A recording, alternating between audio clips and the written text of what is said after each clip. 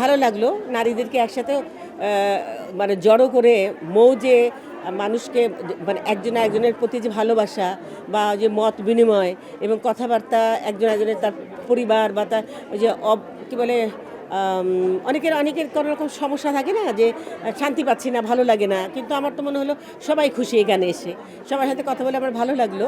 মনে হলো যেন এরকম একটা গ্যাদারিং সবসময় হওয়া উচিত।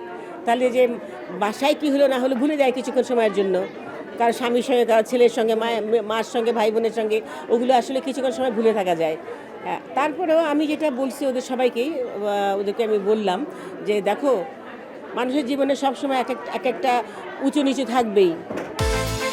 বিকাশ পেমেন্টে 10,000 টাকার বেশি অফার, শপিং চলছে তো।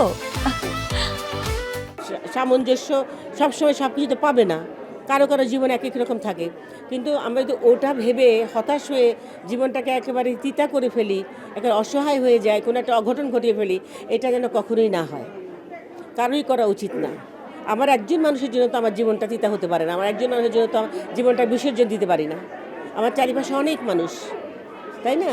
আমরা স্বামীর জন্য, স্ত্রীর জন্য, ভাইয়ের জন্য, বোনের জন্য, বাবার জন্য, মায়ের জন্য আমরা কোনো না কোনো অঘটন ঘটিয়ে ফেলি, যেটা ইদানিংকার হয়ে গেছিলো। তো এটা হওয়া উচিত না, আমি মনে করি না যে হওয়া উচিত। ভালো লাগে না, ঠিক আছে, ওকে, যে লাথি মেরে চলে যায় সংসার চঙা থেকে। মানে ছেলেরা যদি বারবার করে মানে বিয়ে করতে পারে, মেয়েরা বারবার বিয়ে করবে, কোনো ব্যাপারই না। এখন বিয়ে করে ফেলবে, যার সঙ্গে সুখে থাকবে, ভালো থাকবে, করুক না বিয়ে, অসুবিধা কোথায়? মন দেয়া নেয়া, ভালো লাগা, তার সঙ্গে অ্যাডজাস্টমেন্ট হওয়া, এটাই তো আসল। সবার সঙ্গে অনেক বাবা মা ভুল করে বিয়ে দেয়। কোনো আমারই পরিচিত একজনকে বিয়ে দিয়েছে, কিন্তু সে সুখী হয়নি, সেখানে সুখী তো হয়ই নেই। সেই ছেলে তাকে মনে করতো যে ওর বাবা মা পালতে পারেনি, যার জন্য ওকে দিয়ে দিছে, ওকে এরকম মনে করতো, যার জন্য ও তার সঙ্গে খুব খারাপ ব্যবহার করতো। পরে আমার সঙ্গে একদিন দেখা হলো, কথা হলো, তারপরে বলল যে এই অবস্থা। আমাকে আগে তো তুমি কখনো বলোনি, তার বললেই বা আমি তোমার সমাধান করতে পারতাম না, তবে তোমাকে বুদ্ধি দিতে পারতাম, তোমাকে একটা উপদেশ দিতে পারতাম যে তুমি এতটা সময় কেন ব্যয় করলে। বাবা মার সঙ্গে প্রথমে বসবে, তার বাবা মার সঙ্গে বসবে, তারপর তোমাদের মতামত জানাবে যে আমি পারছি না, তখন তো সরে আসলেই পারতে। কারণ এটা কোনো পাপ না, এটা অন্যায় না। আমার অ্যাডজাস্টমেন্ট হচ্ছে জোর করে কেন? একটা দড়ি ছিঁড়ে যাচ্ছে, আমি আবার জোড়া দিলাম, আবার ছিঁড়ে যাচ্ছে, আবার জোড়া দিলাম, থাকবে না তো ওটা, ওটা একসময় ছিঁড়েই যাবে।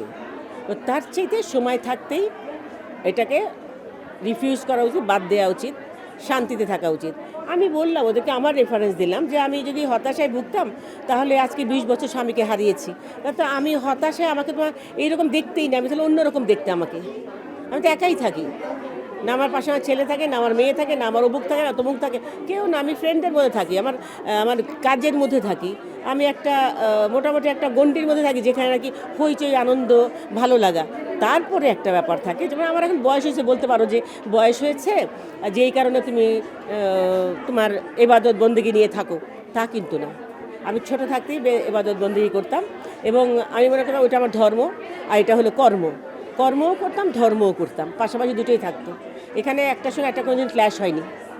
মানুষই ক্ল্যাশ করবার চেষ্টা করেছে, কিন্তু আমার ক্ল্যাশ হয়নি, কারণ আমি বিশ্বাস করি আমি কোনো অন্যায় করছি না, কাজে ক্ল্যাশ হয় না। কাজে প্রত্যেকটা বোনকে, মাকে বলবো যে হতাশ না হয়ে, হতাশ কেন হবে, আমি নিজেও বুঝি না। আমি আমার পরিমণ্ডলে সবাইকে বলি, হতাশ হবার কোনো কারণ তো নাই। সবাইকে বলবো যে হতাশ না হয়ে জীবনটাকে সুন্দর করে দেখার চেষ্টা করা উচিত। চেষ্টা করতে করতে করতে একসময় আমি বিশ্বাস করি এই সমস্ত অন্ধকার কেটে আলো আসবেই।